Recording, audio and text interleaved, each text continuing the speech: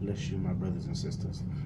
It's time once again for the Pastor's Power Packed Point of the day. Today is Thursday, April the 28th, and it is I am Pastor T.L. McLean, the pastor of Holy Temple Church of God here in Fayetteville, North Carolina. For any information on the church, even for bookings or contact information, you would contact Holy Temple Church of God, the number 888 at gmail.com. For myself, I am on Facebook, Elder T.L. McLean. Today, I do want to talk about memory, because memory is vitally important. Memory is something that as we get older, we have a tendency to lose. More often people say, I want to be in my right state of mind. I want to be in good health. But not very often do you hear people say, I want to pray that God will help me to retain my memory. You need your memory because I want to suggestively plant here that it's your memory that helps you to stay encouraged in God. Let me help you. If you forget what God has done for you, when you face new trials, you forget that He can do for you. I'm going to say that again. If you forget what God has done for you, when you face new trials, you'll forget that He can do for you. And I want to put that right there to let you know today, that if you trust God, you trust Him because you know Him. But you know Him because of what He's shown you, what He's revealed to you. But if you can't remember what He's revealed, then how can you know Him? And if you don't know Him, how can you trust Him? So I believe it's Ty Tribbett that has a song out that says, if He's done it before, then He can do it again. Same God right now is the same God back then.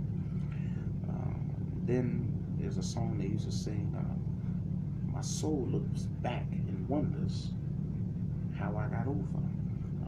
So often we say, when I think of the goodness of Jesus and all that He's done for me, my soul cries out, hallelujah. But all of those songs are predicated on what you remember. So memory we see here is very, very, very important. And with that, there are certain things that you should remember. Number one, you want to remember what God has done for you. Number two, you want to remember where God has brought you from. Because so often we get a new job or a new car, a new home, and we think that we've arrived. We think that we made it somewhere. You have not made it anywhere. You have not achieved anything because you have a house or a car. Because first of all, might I point out that it is only the things that you do for Christ that shall last, number one. But we have to get to the place where we stay humble.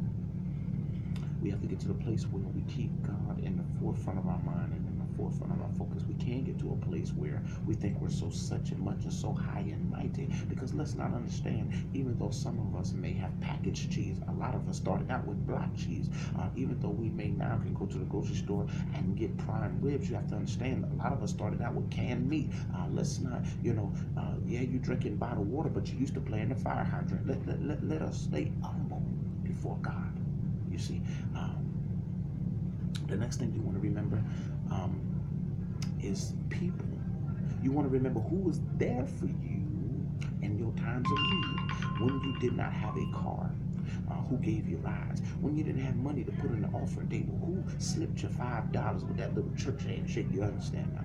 Who was there for you? You want to remember these things.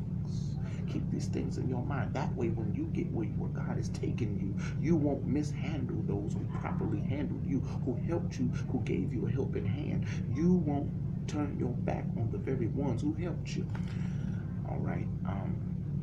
Now, with that being said, and all of our human frailty, because we are finite beings, we're going to forget things. But I want to point out to each and every one of us here that God will never forget.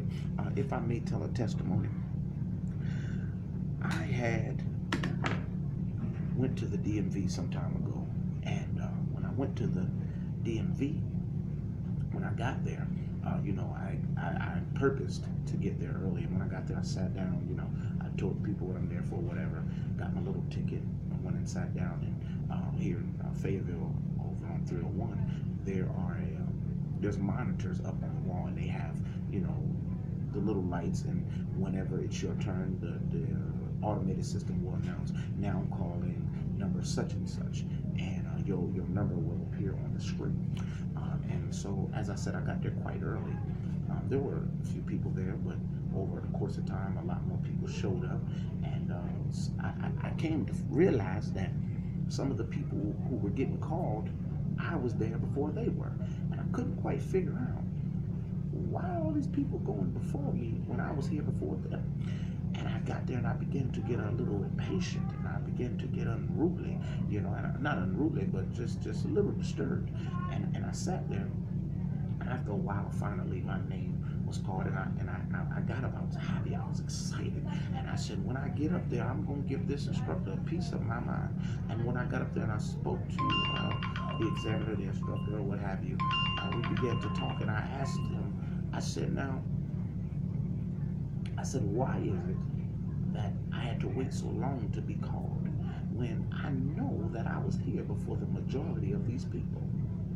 Now, you all gave me the impression that you wasn't going to call my name. And he let me know this. He said, well, sir, I apologize for your wait. He said, but for the thing that you need done was going to take time. Them, they were in and out, quick, fast, hurry. But your process takes time. So we had to wait so that we could have the space to do what you got to do. The people who are doing what you're doing, it takes up a whole block of time. All right. Now here's the thing. What are you saying, preacher? I'm saying some of us feel like, man, I've been waiting on God to do this for a long time. I've been waiting on God to come see about me. I've been praying and I'm waiting, and you are getting impatient, and you are getting to the place where it's like, God, what are you doing? But God is letting me know, number one, he's got something so big for you. It takes time for him to prepare it. There are some people that have your stuff. There are some people that got something that belongs to you. And God, if he got to pull folks down, if he got to move folks out the way, God's getting ready to move it out of the way so that he can give it to you. And then there are those of us who just, they get blessed today and tomorrow they're right back in the same rut. They don't know how to hold on to what God has given them, but what God is getting ready to do for you is going to stick. It's going to sustain. You got to trust God and know that God has not forgotten you. The Bible said in Hebrews chapter 6, verse 10, that God is not unrighteous, that he would forget your labor of your love. God has not forgotten about you. God has not given up on you. God has not taken you out of his mind. Matter of fact, he's just like the DMV. He's calling numbers. And you ought to lay hands on yourself and say, I'm next in line to be called. My number is getting ready to be called. I'm next for a blessing. I'm next for a breakthrough. I'm next for a miracle. I'm next for a deliverance. I'm next for a healing. I don't care how long you've been waiting. I don't care how long it seems like it ain't coming. God has not forgotten about you. I don't care how long you've been praying for a job. I don't care how many applications you done filled out. Can I help somebody? It doesn't matter, because God is able to redeem the time. Understand that God has not forgotten about you. I don't care how long you've been sick. I don't care how many nights you've paced the floor. I don't care how much you've worked. God has not forgotten about you. He's not forgotten about you. He's not forgotten about you. He's not forgotten about you. He has seen all your sacrifices. He has seen all the times that you said, Lord, for your glory, I'm willing to go. He has not forgotten about you. We at my church one time, we were giving out gifts and everything, and everybody was exchanging gifts. This was for Christmas, you know, and we were exchanging gifts. And it seemed like everybody was getting a gift. And I'm like, now, where's my gift? Hold on, wait a minute. Something wrong here. Y'all better find my gift, you know. And eventually, when it was all said and done and it was over, they gave me my gift. And I said, now, why did y'all do that? They said, well, the reason why we did it this way was because your gift was so big that we wanted to save it for last, and we wanted everybody to see it. See, some of us, the reason why God hasn't blessed you yet is because your enemies ain't in position yet. God is waiting because he wants to save the best for last. And not only does he want to save the best for last, he wants to bless you right in front of your enemies, because the very ones who said you ain't nothing, you're no good mama, you're no good daddy, and you just like them. You just like the rest of your families that ain't good. They ain't never been nothing. They ain't never gonna be nothing. Ain't nobody never graduated in your family. but you are getting ready to be the tradition breaker. You are getting ready to be the one that everybody gonna say, how did she come out of a family like that and go to where she's going? How did they come out of that situation and rise to the heights that they're rising to? I want to challenge you today not to give up, not to think that God has forgotten about you, because he has not. Stay prayed up, stay in the word, stay on your face, and continue to give God the glory. I didn't mean to take this thing this far, but I declare for